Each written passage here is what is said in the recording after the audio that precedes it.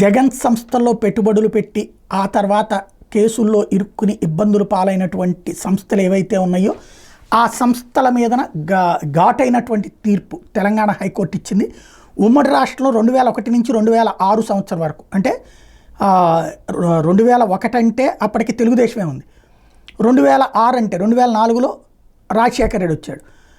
ఆ 2001 నుంచి 2006 సంవత్సరం వరకు జరిగిన భూ కేటాయింపుల వ్యవహారంలో జోక్యం చేసుకోలేమని తెలంగాణ హైకోర్టు స్పష్టం చేసింది. పారిశ్రామిక ఐటీ రంగాల అభివృద్ధిలో భాగంగా ప్రభుత్వం ప్రోత్సాహకాలను కల్పించి రాయితీల మీద భూములు కేటాయించినట్టు చెప్పింది. అయితే హిందూటెక్ జోన్, బ్రాహ్మణి పరిశ్రమలతో సహా నిర్మాణం ప్రారంభించని పలు కంపెనీలకు చెందిన భూముల్ని 4 నెలల్లో స్వాధీనం చేసుకోవాలని ప్రభుత్వానికి ఆదేశాలు ఇచ్చింది. ఉమ్మడి రాష్ట్రంలో 2001 నుంచి 2006 వరకు ఎలాంటి ప్రకటన లేకుండా, వేలం కూడా నిర్వహించకుండా నామినేషన్ పద్ధతి మీదే 4156 ఎకరాలని పలు కంపెనీలకి, వ్యక్తులకు కారు చౌకగా విక్రయించి లీజు మీద కేటాయించడాన్ని సవాల్ చేస్తూ ఛత్రి అనే స్వచ్ఛంద సంస్థ 2007లో హైకోర్టులో ప్రజా ప్రయోజన వ్యాజ్యం వేసింది. దీని మీద ప్రధాన న్యాయమూర్తి జస్టిస్ అలోక్ కరాదే, జస్టిస్ జె శ్రీనివాసరావులతో కూడిన ధర్మాసనం సుదీర్ఘ విచారణ చేపట్టి ఇటీవల 72 పేజీలు తీర్పు ఇచ్చింది. 1997 నుంచి 2006 సంవత్సరం వరకు ఐటీ పారిశ్రామిక రంగాల ఆలంబనగా ఆర్థిక ప్రగతి సాధించడానికి ప్రభుత్వం పలు విధానాలు రూపొందించింది. చివరి కేటాయింపు జరిగిన ఏడాది తర్వాత పిటిషన్ దాఖలైంది.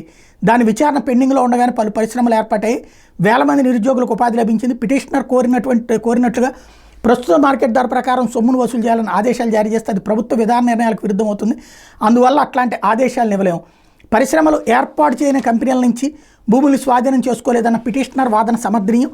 భూ కేటాయింపులు జరిగిన నిర్మాణాలు ప్రారంభించిన Hindutech zone, Brahmani infratech limited, star gaze properties, Anantha technologies, JT హోల్డింగ్లకు కేటాయించిన భూములు 4 నెలల్లో రద్దు చేయాలి అన్నటువంటిది ఆదేశించింది. అంటే చంద్రబాబు టైంలో ఇచ్చినటువంటి వాటిలో కంపెనీలు పెట్టారు, అవి కొనసాగించండి.